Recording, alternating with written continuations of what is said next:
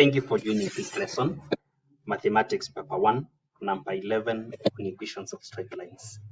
Find the equation of a perpendicular bisector of line PQ if the coordinates of P and Q are -2, 6, 4, -2 respectively in the form y equals to mx plus c.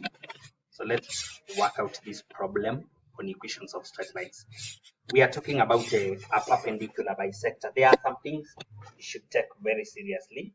The language of a perpendicular bisector, you should understand what it means. Perpendicular bisector, that is it.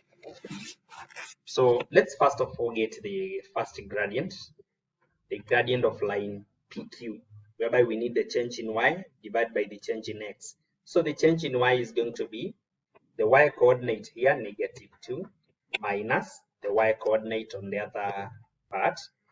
Then the x coordinate, change in x, so 4 minus -2.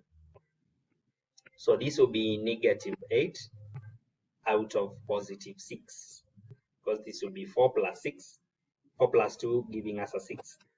So we will have now -4 out of 3 as the first gradient for PQ.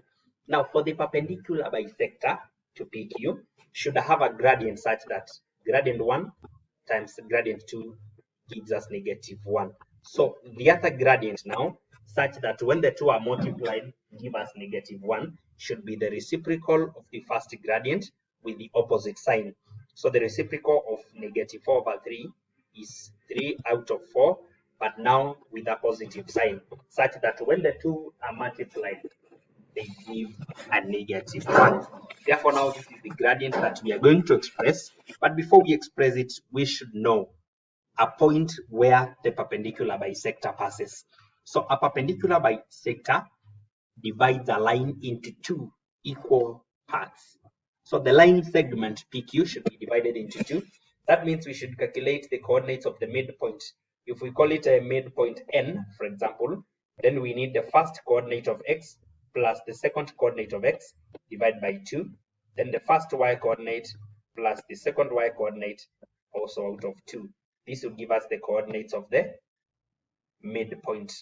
So -2 plus 4 out of 2, then 6 plus -2 divided by 2. This is going to give us a +2/2, which is 1. Then we will have 4 out of 2, which is 2. So the line is passing through 1, 2. That is where the perpendicular bisector passes, at the midpoint of PQ. Now we need to take these coordinates, and another coordinate is let to be xy. So now we can express our gradient of 3/4 equals to change in y, y minus 2, out of change in x, x minus 1. So now I will have 4y after cross multiplication minus 8 equals to 3x minus 3. So to remain with 4y, I will have 3x +5, because minus 3 plus 8 gives us +5. So the value of y will remain as 3 out of 4, x plus 5 out of 4. So this is the equation of the perpendicular bisector. Thank you so much for following. Subscribe and share.